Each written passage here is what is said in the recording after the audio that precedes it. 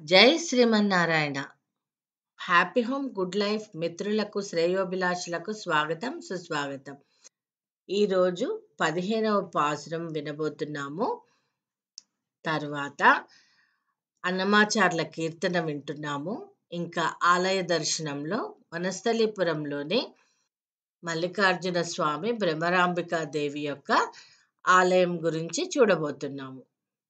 15వ పాసురముని సవివరంగా వివరించిన వారు శ్రీమాన్ ఎన్ శ్రీనివాసాచార్యులు గారు, సంతోష్ నగర్, హైదరాబాద్. ఆండాళ్ దివ్య తిరువడిగళే శరణం. ధనుర్మాసరథంలో ఈ రోజున 15వ పాసురం అనుసంధానం చేసుకున్నాం. ఎల్లే ఇళంగిడియే ఇన్న మురంగుడియో చిల్లన్నడియే ఎన్మిన్ நங்கை மேற் போதருகின்றேன் வல்லேயுங்கட்டுரைகள் பண்டேயும் வாயிருதும் வல்லீர்கள் நீங்களே நானேரா நாயிடுக ஒல்லுனி போராய் உனக்கென்ன வேருடையை எல்லாரும் போந்தாரோ போந்தார் போந்தன்னிக்குள் வல்லானை கொண்டானை மாட்டாலை மாத்தடிக்க வல்லானை மாயனை பாடே. లోరంబావాయ్ ఆండాళ్ దివ్య తిరువడిగళే శరణం. ఈ పాసురంలో విశేషార్థం, ఓ చక్కటి చిలుకలు పలుకులు గడదాన అని చెప్పేసి స్తోత్రం చేస్తూ లేపుతున్నారట.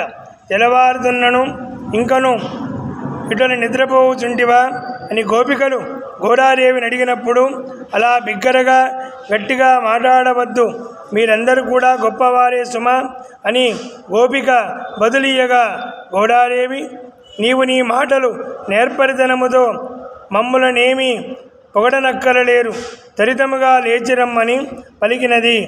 అప్పుడు ఆ గోపిక అందరూ వచ్చనట్లేనా అని ప్రశ్నించినది.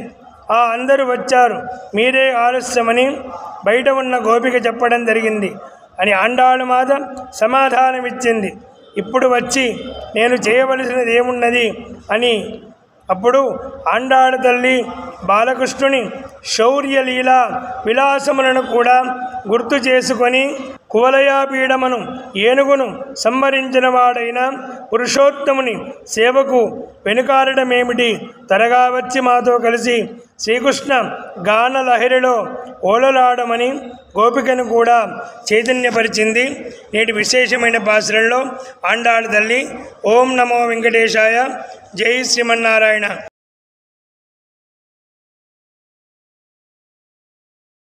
ఈరోజు మన ఆలయ దర్శనము వనస్థలీపురంలోని శ్రీ మల్లికార్జున స్వామి విజయదుర్గ అమ్మవారి ఆలయానికి వచ్చాము. ఈ గుడి ఎంతో ప్రశాంతంగా ఉంది. చుట్టూ పచ్చని చెట్లు, చల్లని గాలి, చక్కటి వాతావరణంతో ఎంతో బాగుంది. ఎదురుగా ధ్వజస్తంభము, దాని తర్వాత మల్లికార్జున స్వామి యొక్క ఆలయంలోకి వెళుతున్నాం. ఇక్కడ స్వామి లింగ రూపంలో ఉన్నారు. చుట్టూ వినాయకుడు, అమ్మవారు, తర్వాత సుబ్రహ్మణ్య స్వామి గట్టు మీద ఉన్నారు. శ్రీశైలం తర్వాత ఈ గుడి చాలా ప్రసిద్ధి అని కూడా చెప్తున్నారు. ఇక్కడ శివాలయంలో స్వామిని మనం మన చేతులతో అభిషేకం చేయడం ఒక ప్రత్యేకతగా అనిపించింది. ఇంకా చాలా మంచి ఫీలింగ్ కలిగింది. స్వామికి అభిషేకం పాలతోటి, తేనెతోటి, చెరుకు రసము, ఇంకా పంచామృతము, ఇలా వారి వారి ఇష్టానుసారంగా తీసుకొచ్చి స్వామికి అభిషేకం చేసి విభూతి స్వామికి పెడతారు. ఇక్కడ మహాశివరాత్రి చాలా బాగా జరుగుతుంది.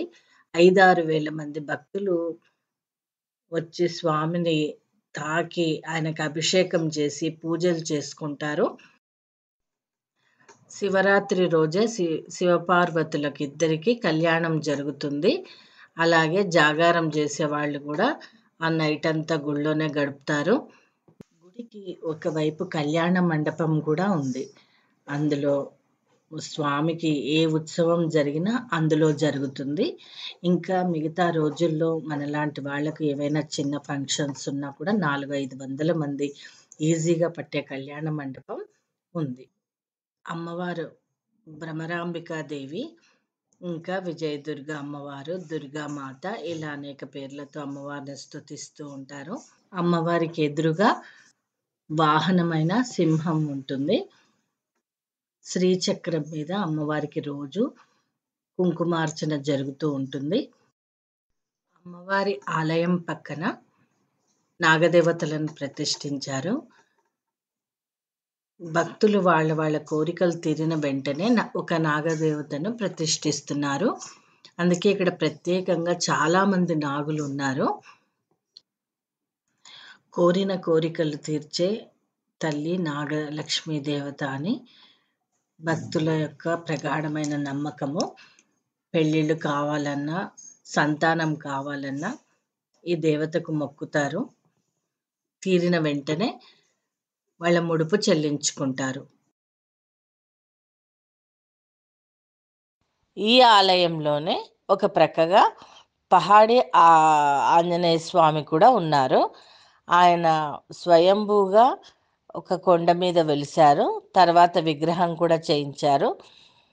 ఎంతో మహిమాన్వితమైన ఈ ఆంజనేయ స్వామిని దర్శించుకుంటున్నాము. ఆ తర్వాత కొంచెం బయటికి వచ్చాక రావి చెట్టు ఉంది. ఈ రావి చెట్టు ఎంతో పురాతనమైన రావి చెట్టు. ఈ రావి చెట్టు చూడండి 3 విధాలుగా పాయలుగా సాగి పెరిగింది. ఈ బ్రహ్మ, విష్ణు, మహేశ్వర్లకు గుర్తుగా చెప్తారు.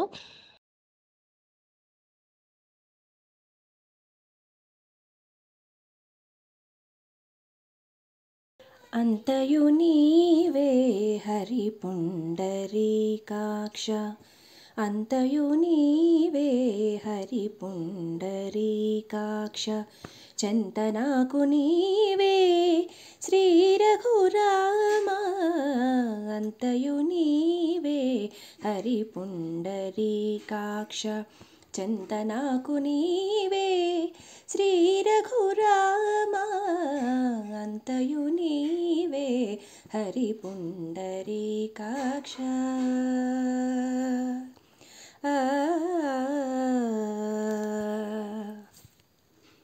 కులమును నీవే గోవిందుడా నా, కలిమియు నీవే కరుణానిధి, కులమును నీవే గోవిందుడా నా, కలిమియు నీవే కరుణానిధి, తలపును నీవే ధరణీధరా, తలపును నీవే ధరణీధరా నా, నెలవును నీవే నీరజనాభా, తలపును నీవే ధరణీధరా నా, నెలవును నీవే నీరజనాభా, అంతయు నీవే హరి పుండరీకాక్ష, చంతనాకు నీవే శ్రీ రఘురామ, అంతయు నీవే హరి పుండరీకాక్ష. పుట్టుగు నీవే పురుషోత్తమా కోన, నట నడుము నీవే నారాయణ, పుట్టుగు నీవే పురుషోత్తమా కోన, నట నడుము నీవే నారాయణ, ఇట్టే శ్రీ వెంకటేశ్వరుడా, ఇట్టే శ్రీ వెంకటేశ్వరుడా, నాకు నెత్తిన గతే ఇంక నీవే నీవే, ఇట్టే శ్రీ వెంకటేశ్వరుడా, నాకు నెట్టన గతి ఇంక నీవే నీవే, అంతయు నీవే హరి పుండరీకాక్ష, చంతనాకు నీవే శ్రీ రఘురామ, అంతయు నీవే హరి పుండరీకాక్ష.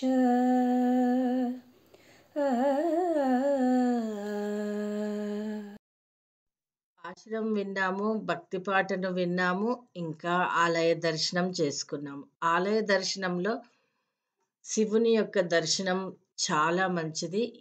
2023 ఆఖరి రోజు ఈరోజు శివుణ్ణి ధ్యానిస్తూ ఆయన యొక్క ఆశీస్సులు తీసుకొని రేపు రాబో నూతన సంవత్సరానికి స్వాగతం చెప్తూ 2024కు స్వాగతం. నూతన సంవత్సర శుభాకాంక్షలు మీ అందరికీ.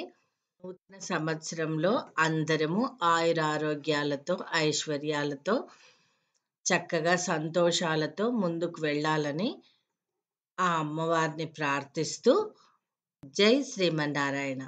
తిరిగి నూతన సంవత్సరంలో కలుసుకుందాం.